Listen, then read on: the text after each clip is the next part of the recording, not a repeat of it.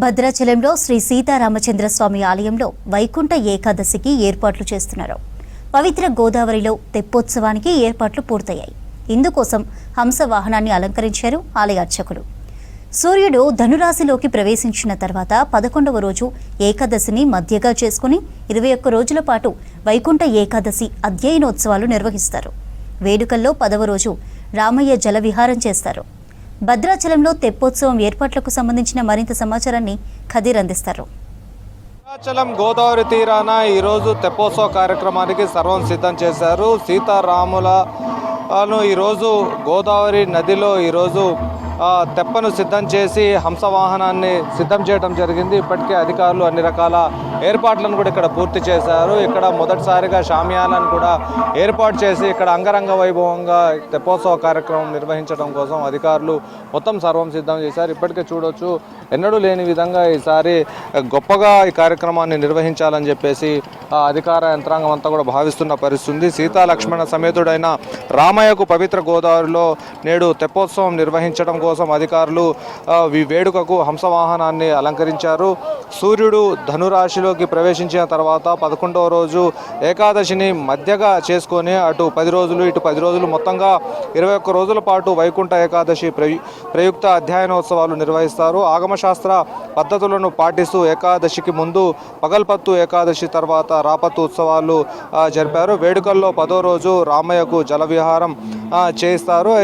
ఆగమంలో దీన్ని ప్లవోత్సవంగా పేర్కొంటారు. వ్యవహారికంలో తెప్పోత్సవంగా పిలుస్తారు. దీనికి సంబంధించి జిల్లా కలెక్టర్ జితేశ్వి పాటిల్, దాంతోపాటు స్థానికంగా ఉన్న పిఓ ఇక్కడ అన్ని రకాల భద్రతా చర్యలను కూడా పోలీస్ యంత్రాంగం తీసుకుంటున్న పరిస్థితి కనిపిస్తూ ఉంది. నేడు స్వామివారిని ఊరేగింపుగా గోదావరి నది వద్దకు చేర్చారు. ఇప్పుడు సాయంత్రం 6 గంటల నుంచి 8 గంటల వరకు హంసవాహనంపై తెప్పోత్సవ కార్యక్రమాన్ని నిర్వహించడం కోసం ఇక్కడ అధికారులు అన్ని రకాల ఏర్పాట్లను ఇప్పటికే పూర్తి చేయడం జరిగింది.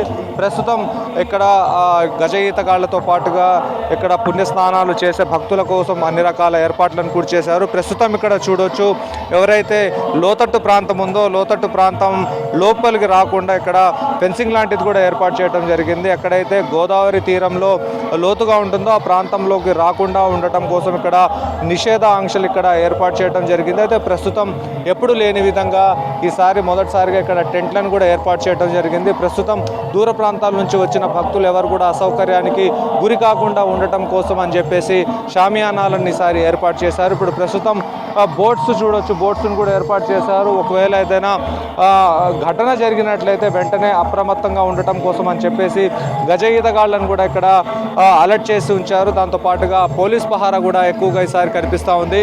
గతంలో లేని విధంగా ఈసారి ఎక్కువగా కట్టుదిట్టమైన భద్రతల నడుమ ఈసారి తెప్పోత్సవ కార్యక్రమాన్ని నిర్వహిస్తూ ఉన్నారు. దాంతోపాటుగా ఇటు స్నానాలు చేసిన తర్వాత మహిళలు ఇటు బట్టలు మార్చుకోవటం కోసం అని చెప్పేసి ఒక షెల్టర్ లాంటిది కూడా ఏర్పాటు చేశారు. దాంతోపాటుగా అడుగడుగున్న ఇక్కడ చెకింగ్లు, దాంతోపాటుగా ఎక్కడ కూడా ఇబ్బంది తలెత్తకుండా ప్రతి ఒక్క చోట ఎవరైతే పాస్ కలిగి ఉంటారో వాళ్ళు మాత్రమే వివిఐపి గ్యాలరీలోకి ఇక్కడ రావడం జరుగుతుంది. దాంతోపాటుగా ఇక్కడ ఎమర్జెన్సీ ఒకవేళ ఉన్నట్లయితే హెల్త్ ఎమర్జెన్సీ దానికోసం అని చెప్పేసి వైద్య ఆరోగ్య శాఖ ఆధ్వర్యంలో ఇక్కడ ప్రథమ చికిత్స కేంద్రాన్ని కూడా ఇక్కడ ఏర్పాటు చేయడం జరిగింది. దాంతోపాటుగా ఈసారి తెప్పోత్సవ కార్యక్రమాన్ని నిర్వహించడం కోసం అధికార యంత్రాంగం మొత్తం సర్వం సిద్ధం చేసింది.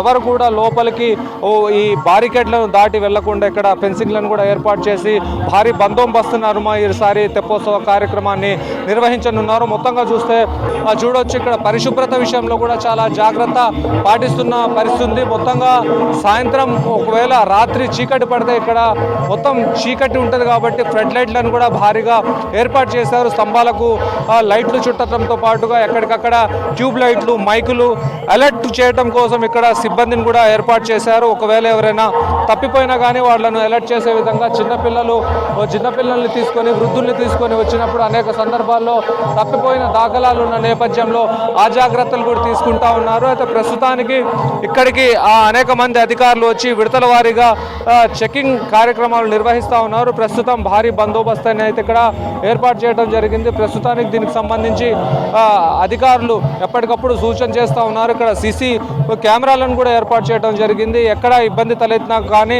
వెంటనే అలర్ట్ అయ్యే విధంగా అధికారులు జాగ్రత్తలు తీసుకుంటా ఉన్నారు. దీనికి సంబంధించి సేవా కార్యక్రమాలు గుళ్ళో జరుగుతూ ఉన్నాయి.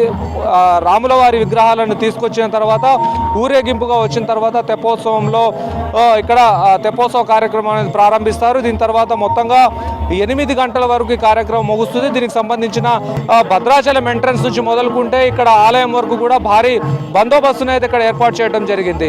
ఇది మొత్తంగా తెప్పోత్సవం వద్ద ఉన్న అప్డేట్స్. వీడియో జర్నలిస్ట్ హర్షత్తో కదీర్, V6 న్యూస్, భద్రాచలం.